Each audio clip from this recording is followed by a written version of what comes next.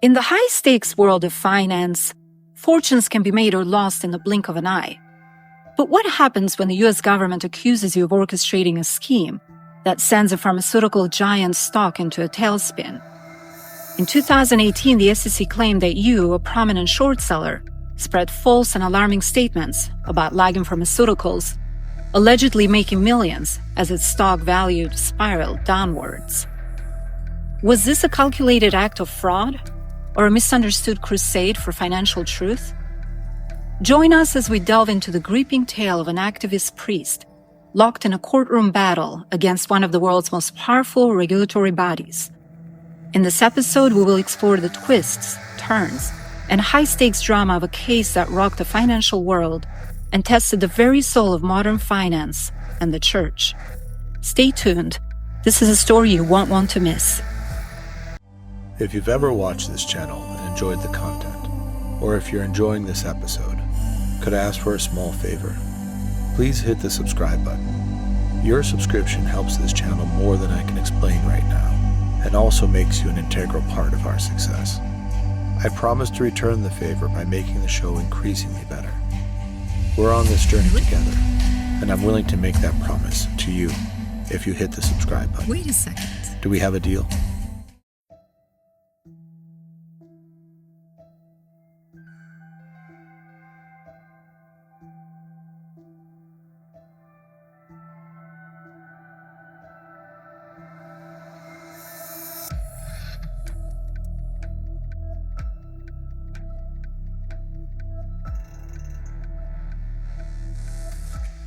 Brad Bondi emerged as a key player in the shadows of American politics.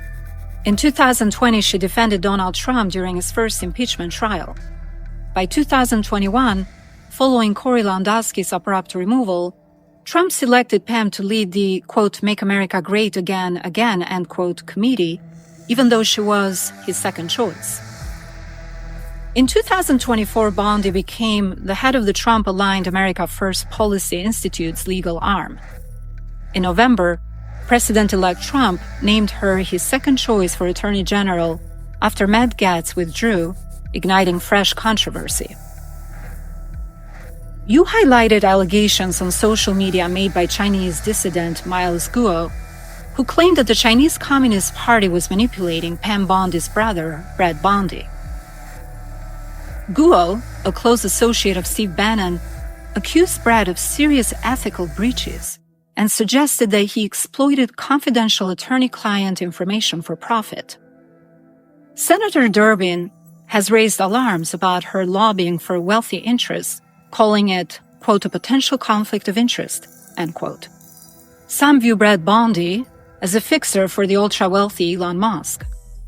Brad Bondi also served as counsel to former SEC Commissioner Paul Atkins, who was recently tapped by Trump as the new SEC chairman, raising further concerns about regulatory capture.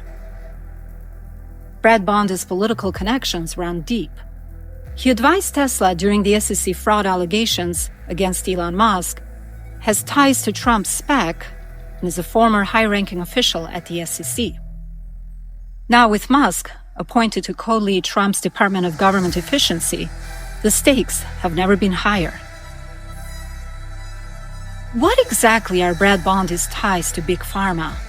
Convicted fraudster Martin Shkreli, convicted felon and disgraced former Senator Duncan Hunter, and blockbuster and potential blockbuster drugs such as Promacta, Ligandrol, and Remdesivir that you have been posting about on social media. Pharmaceutical executive Martin Shkreli says it was the much-criticized price increases of drugs. What are Brad Bondi's ties to all of those crooks? Well, for that, you got to go back to the very beginning of my decades-long fight with the United States Securities and Exchange Commission. But what we learned in that process, in that very, very long, protracted fight, was that we saw the face of the deep state. We saw what these lawyers who hide in the shadows, the role they play. In the case of Ligand, there's a lot of money on the line. They had this redundant drug, Promacta, that was being sold ostensibly for a blood condition called thrombocytopenia. It was really a byproduct of outdated treatments for hepatitis C, alpha interferon treatments. But at the end of 2013, hepatitis C was cured by Sovaldi, a revolutionary drug that Gilead had produced. Yet we found that Ligand had been exploiting this Orphan Drug Act of 1984, which gave him patent-like protections on these drugs. These were old drugs. They had no real commercial viability because they treated only a very small patient population. They figured out this loophole that if they got these old molecules and they secured orphan drug status, they could increase the price ad infinitum. What it was intended to do was to provide tax incentives and some degree of protection, a patent-like protection for a number of years that would allow a company to invest in research and development to treat small patient populations. It was never designed to exploit pricing. Now, Ligand didn't sell this drug directly. They licensed it to Novartis, and Novartis would go on to sell Promacta to the sick and the dying, the most vulnerable people in our society, in countries in Eastern Europe, in Italy, in Southeast Asia. Ultimately, they would raise the price, I think, as of 2023, 2024. I want to say it's almost $21,000 for 30 75 milligram tablets. So imagine 30 pills for $21,000. So this was extraordinarily exploitative. And most of the world came to know Martin Shkreli. He became commonly referred to as the Pharma bro and the most hated man in America. And as it turns out, the CEO of Ligand Pharmaceuticals is the man who basically put him in business and showed him the ropes. When Martin Shkreli went down, he was a sort of diversion. He was like a red herring to draw attention away from the really systemic players like Ligand Pharmaceuticals, who were taking care of the largest drug companies in the world by locating these outdated, redundant molecules like Promacta, getting the orphan drug designation, and then allowing these larger companies to essentially sell it into the market at whatever price they pleased. And so that was an extraordinary business that we challenged, that we exposed going back to 2014. And Ligand understandably didn't like it. They liked their ways to remain in the shadows. So they tried to stop us. And when they couldn't stop us using the SEC, they brought on somebody like Brad Bondi, the brother of Pam Bondi. And he's a former insider at the SEC, close friends with Hester Pierce specifically.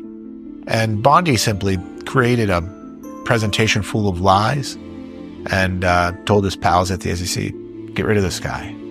And Ligand's CEO, John Higgins, was pretty clear he wanted to be silenced for good.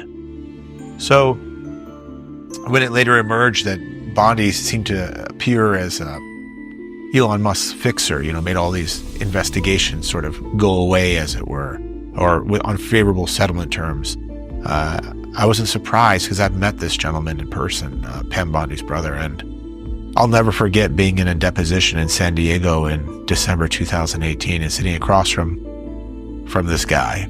And we had just discovered evidence that he had orchestrated the action against me at the SEC. And incredibly, we discovered it through Wikipedia. We discovered that on the very day he was meeting with the commissioners in Washington, D.C., to lean on them to get them to approve this regulatory action against me, we learned that he had essentially, or somebody, almost certainly him, had created Wikipedia pages for the two co-heads of enforcement, Stephanie Avakian and Steve Pekin, as well as Brad Bondi's Wikipedia page. When we tracked down the IP address of those edits, they went to an address that appeared to be Brad Bondi's office. Now, on that same day, the commission had received a letter from disgraced former Congressman Duncan Hunter, who in no uncertain terms explained to the SEC that charging me was a requirement.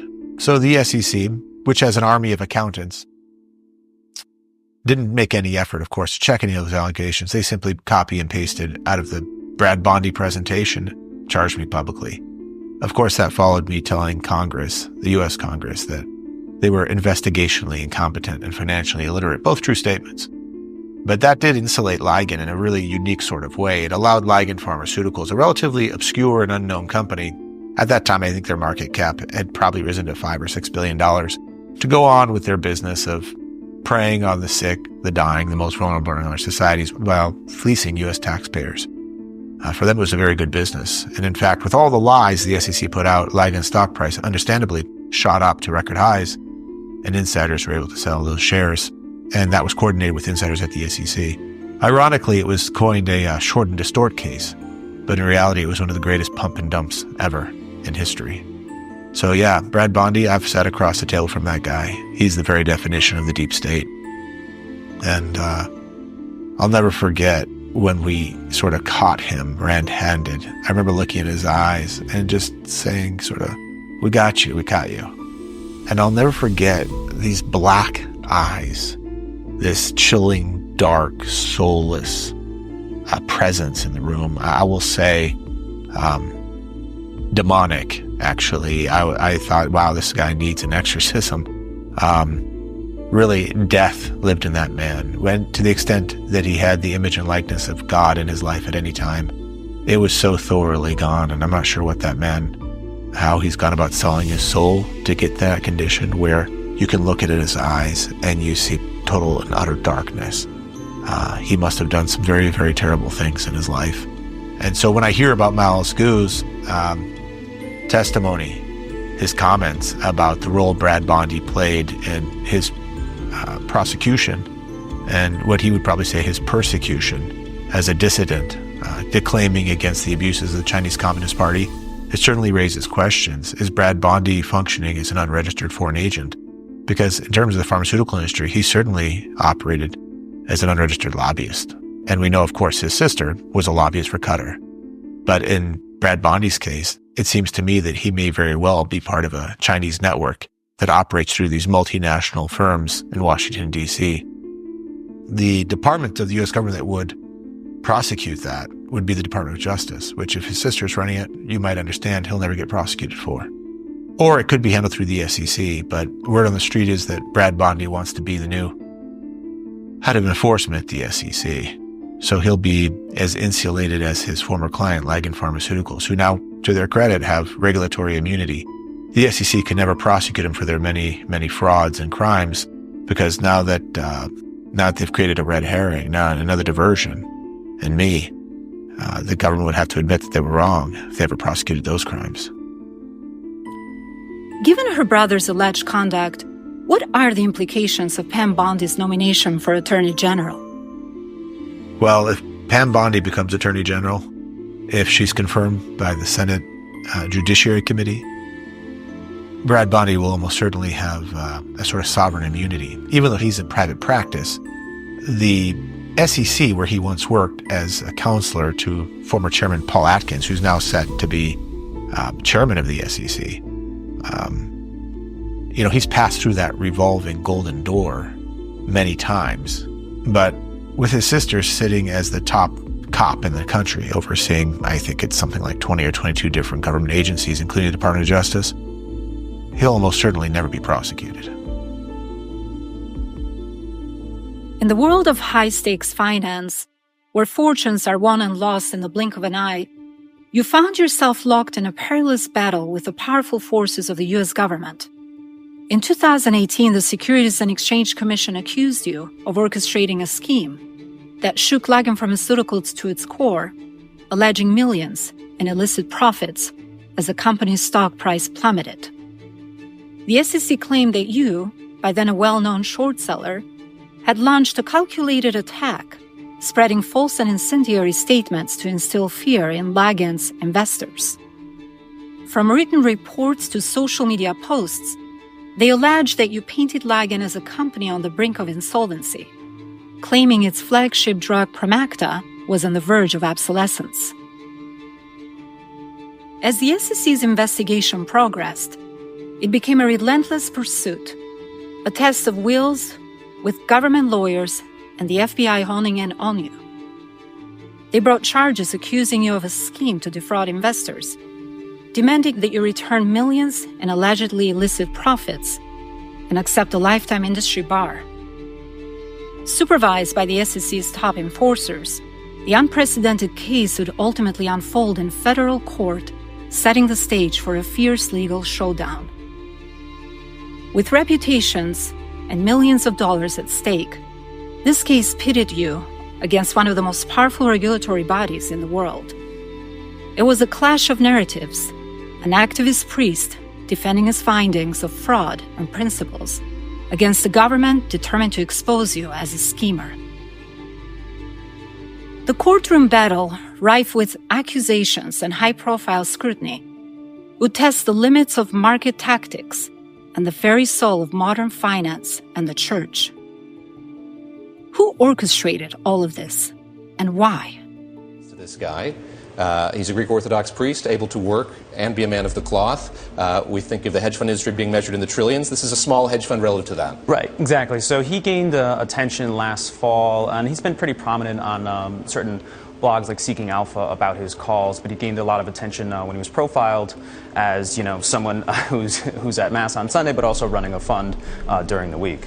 He fancies himself, as I mentioned, as somewhat of a clairvoyant. I imagine that's helpful if that were the case when you're shorting stocks. Right. So the issue that the SEC is looking at is if you're putting out false information about companies. This is beyond I think management, is not great, or they're running the company in the ground, because that's very clearly an opinion. But if you're going to say, earnings is going to miss, or something very specific, and you bet against it, you can't do that against securities laws. Well, let's be clear here. This investigation is in early stages. A lot of these SEC investigations don't result in prosecutions. But what is he accused of, or what's the interest in? Well, that's true. I mean, these cases are hard to bring. This is actually kind of like the opposite of Wolf of Wall Street, where he was Belfort was trying to promote the stocks and then sell out before everyone else did.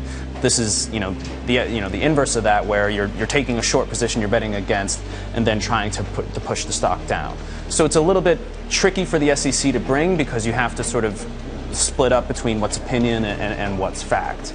And what kind of companies is he interested in when you look at his portfolio? So, for instance, one of the companies that the SEC is looking at is his commentary in June 2014 about this company called Ligand, and he put out commentary saying that one of their major drugs is the demand was drying up, and that as soon as that broke, it knocked 7% off the stock, which it has since recovered. But those are the kinds of commentary that he's put out. These are generally a little bit smaller. These aren't huge market capitalization type companies. It's Ligand, Skechers, WWE, those types of companies. Very quickly here, about 30 seconds left. You've spoken with him. You've gotten a statement from him. What does he have to say for himself and about this investigation? Currently, he said he's unaware of any investigation.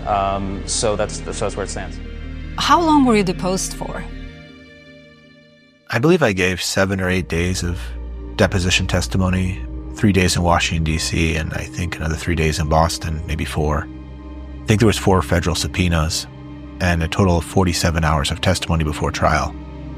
If you include trial, it's very likely that it's probably close to 60 hours of testimony. Do you know how long Bernard Madoff was deposed for? He was never deposed. 0 hours. What about Elizabeth Holmes? I believe she was deposed for 4 hours.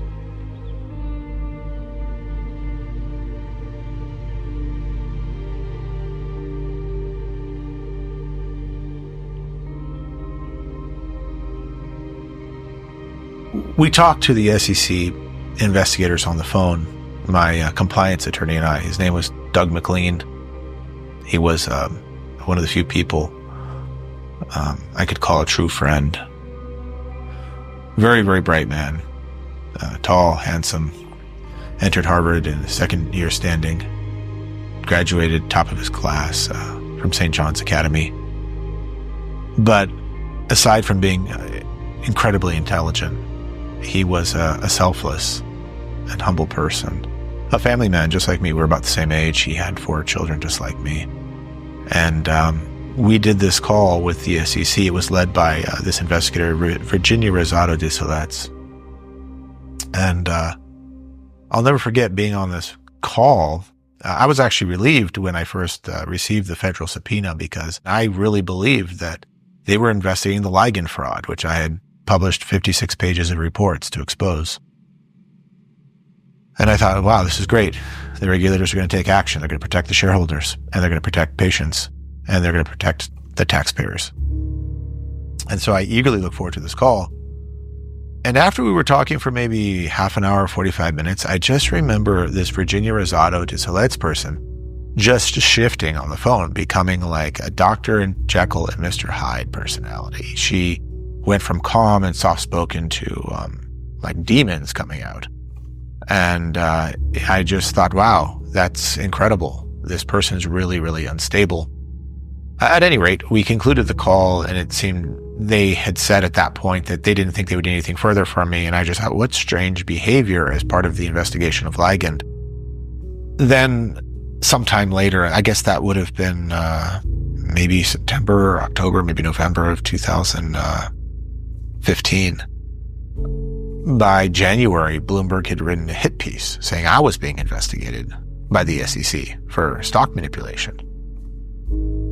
And I actually called them back and I said, I'd like to get a letter from you saying I'm not being investigated, so I could take action on this. And they said, well, you're not being investigated. You're not named in any investigation, but we don't give out letters.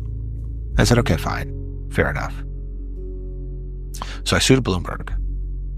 And in the lawsuit process, I would have gotten discovery. And as you might imagine, Bloomberg, which is backed by extreme left liberal businessman Michael Bloomberg, fought tooth and nail. And ironically, their argument at their motion to dismiss phase was that they were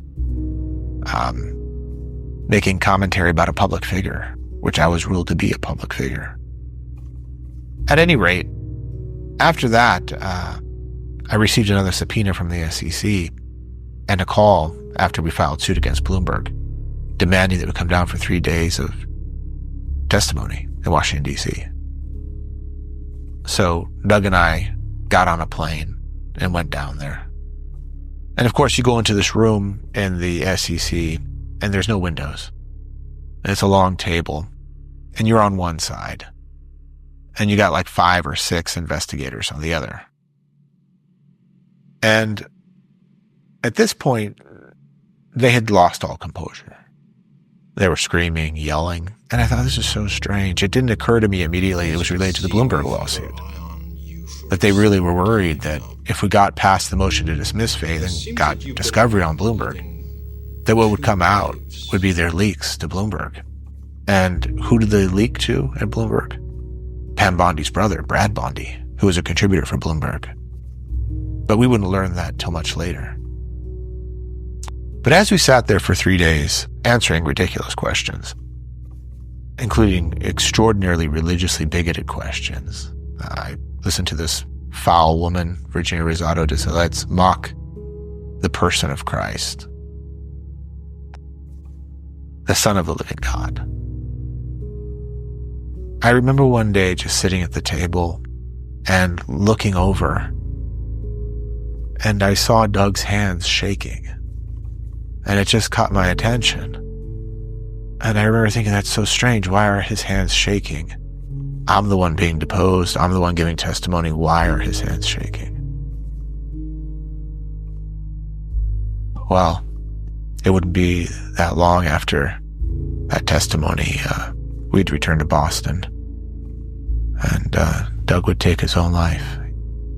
And it took a long time to get over that.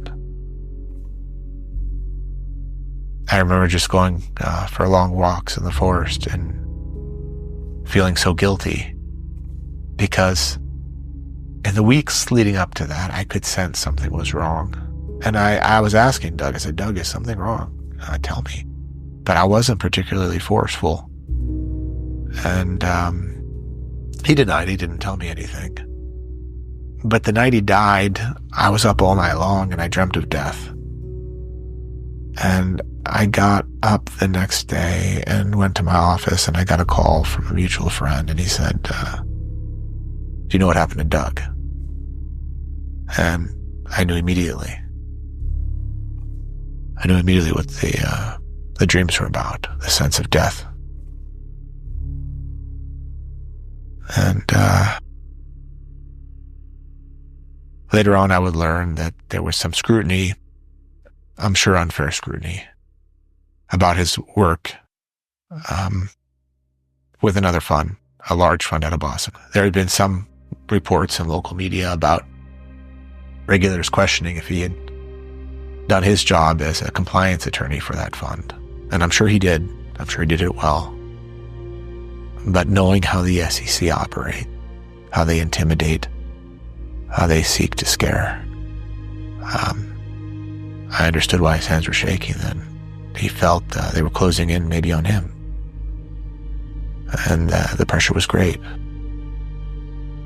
And they don't give a damn. They don't care. They don't care if they destroy people's lives, literally. If they self-destruct. If they fall into such despair that they take their own life.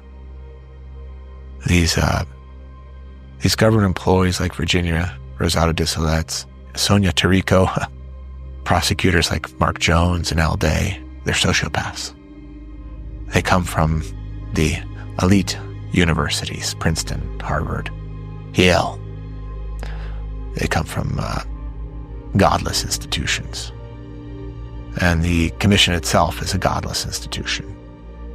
A significant part of their multi-billion-dollar budget that's funded with taxpayer dollars goes into promoting their ideologies, their LGBTQ ideologies and so forth, their anti-Christian crusade. It's not about policing the market. These guys want to build their resume on taxpayer dollars. Then they leave the commission. They go to work at these white shoe Madison Avenue law firms where they make 10x what they used to make at the commission, because now they've got the connections of the commissions to get the guys out of hot water who they're supposed to be policing in the first place. They don't police the bad operators. You know, there's a reason Madoff operated for so long the way he did. There's a reason why Enron did. And all the other frauds, WorldCom, you just pick your fraud. It doesn't really matter. They know what's going on. But those are their future clients. They're on the take. You got to follow the money trail. It's a totally captured regulator. And it's a small club at the top. They all know each other. And they're all involved in the same crime. It's a racket. But they'll never be prosecuted because they literally have sovereign immunity. They are licensed to lie. They can say whatever they want with impunity.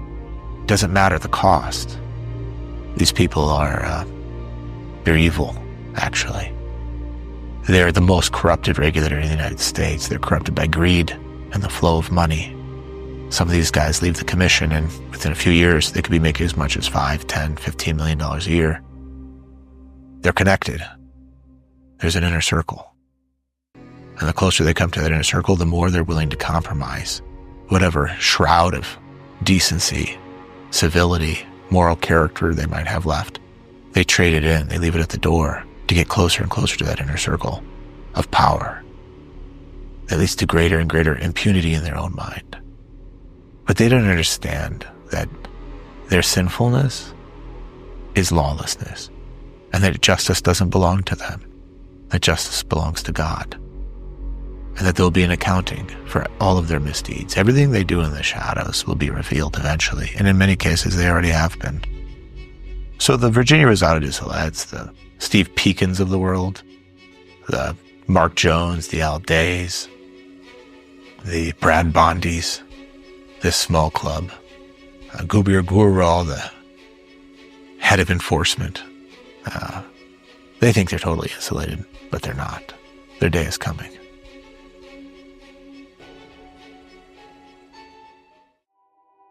He has a poor track record on fasting. He was once accused of using vulgar language, but he said the accusation was bullshit. He loves the smell of gasoline and burning oil around his motorcycles and never stops drinking Coke Zero. He hasn't learned how to walk away from a fight. He's been to hell and back more than once, bringing a few public companies along for the ride. Other clergy scoff at him. The SEC and Big Pharma try to, quote, silence him for good. But their efforts haven't had the intended effect. That's Father Emmanuel. Growing up in Tirana, where the call to a dawn echoed from the spiraling minarets, was a powerful experience for her. Albanians were forced to convert to Islam under Ottoman rule. In 1967, under the Marxist-Leninist regime, Albania became the world's first atheist state and destroyed churches to eradicate Christianity, in a land where St. Paul once preached the gospel. Her grandfather fought as a guerrilla fighter, and her father commanded a tank brigade. When communism collapsed, there was an insurrection against the state, leading to anarchy. Albanian women are known for their resilience. It is said they are born from the barrel of a gun. As a teenager, her father was flown out of the country without notice, on a military helicopter to save his life. From then on, she started sleeping with an AK-47 next to her bed. That's Presbytera Theodora.